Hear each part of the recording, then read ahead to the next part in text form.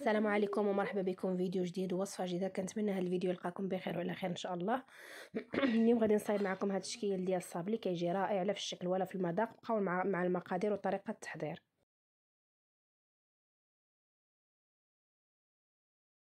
بالنسبه للمقادير، انا هنا درت غير النصف ديال ديروا غير النصف ديال هذه الكميه، حيت هذه الكميه هذه اللي درت انا كتخرج تقريبا 4 كيلو. هنايا انا درت غير نصف الكميه، يعني درت 2 ديال البيضات، كاس ديال الزيت، كاس ديال السكر سنيده، 125 غرام ديال الزبده، والنكهه ديال الحامض ولا ديروا اي نكهه كتفضلوا.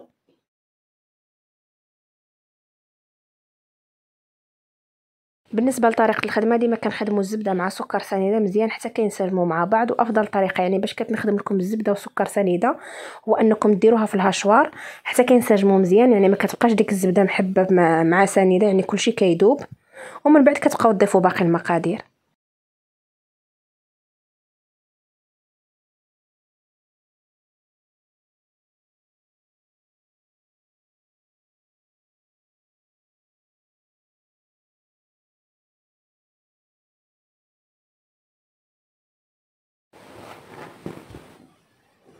وهادو هما من بعد ما دوزتهم في الهشوار، شوفوا كيفاش كيجي الخليط، كيجي منسجم، ما كيبقاش داك الزبده متكتله.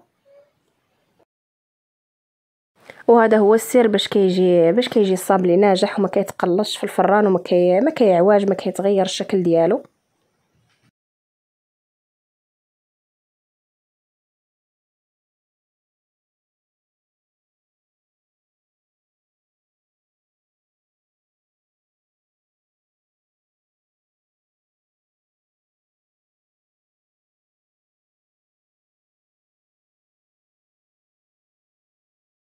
وهنايا بالنسبه للدقيق كتبقاو تزيدوه بالتدريج. بالنسبه الا كنتو يعني باغيين العجينه غتخرجوا منها بزاف ديال النكهات، غتقسموها قبل ما تضيفوا الكميه الكافيه ديال الدقيق.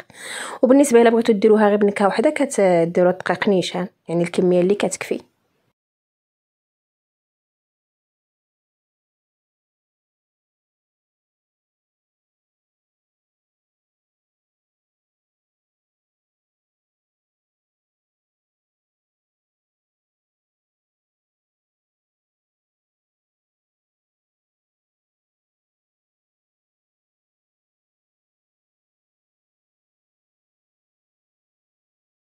الاول غادي ندير له هذه النكهه ديال التشيم، وغادي نمزجها مزيان، وكنبقى نزيد الدقيق حتى كتجمع العجينه. وكذلك غادي ندير الباقي الكميات. صافي ها هو هكا راه البراد هنا ولا ديتهم راه جاني مذوب. صافي من بعد العجينه درتها 3 فوق 2 بلاستيكات باش ما كيدخلش الدقيق بزاف. وغادي نحاول نرققها واحد شويه، من بعد نوريكم السمك ديالها. وكتحاولوا ترققوا يعني السمك اللي كتبغيو. هذا كتجي رقيقه. بالنسبه لهذا انا غتجيبها بحال وحده ديال الصابلي. كيفاش نتوما شعلتوها؟ انا ما حاولتش نرققوا بزاف، خليت واحد شويه، يعني ماشي كاع غليظ وماشي رقيق بزاف. يعني اللي غادي ديروا طبقه فوق طبقه، غادي تكون غير طبقه ديال الصابلي وطبقه ديال الشوكولاته. ومن بعد كندخلوهم للفران كاملين، كندخلوهم للفران. كنكونوا مسخنينهم من قبل، كنديرهم غير الفوق حتى كيطيبوا مزيان. كنحسوا بهم طابوا من تحت، عاد كنهودوهم باش يتحمروا واحد شويه. ضروري ما يطيبوا الفوق باش تبقى لكم مع المده يبقاو مقرمشين. وبالنسبه للتزيين ديال الشوكولاط كديروا في اي مول يعني كيكون دائري. حتى ما كانش عندكم المول كتفرشوا غير شي بلاستيكه وكديروا فوقها يعني هكا، كديروا دويره هكا ديال الشوكولاط يعني كافي.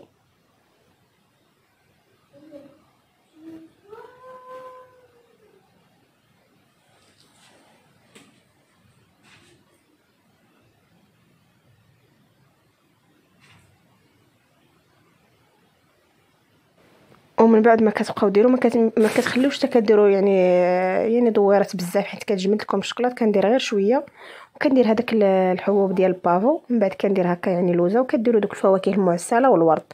بالنسبه للتزيين كيبقى اختياري، يعني كل واحد شنو بغى يدير.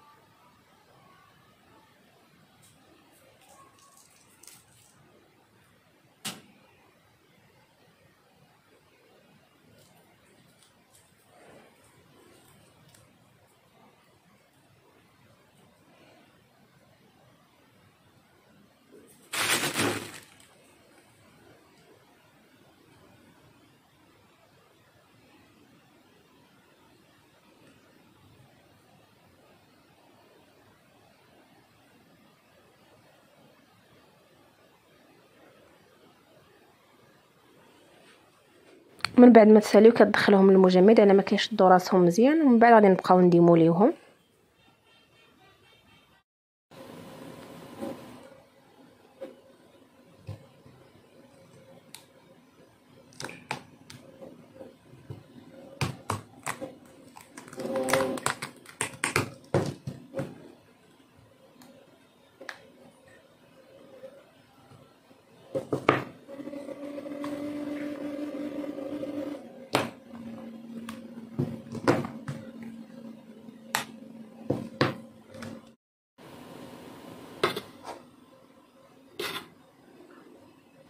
وهذا هو الصابلي من بعد ما خرجته من الفران. وهذيك هي الشكلاط من بعد ما بردات مزيان. غادي نبقاو نديرو شويه ديال الشكلاط وكنلصقوها.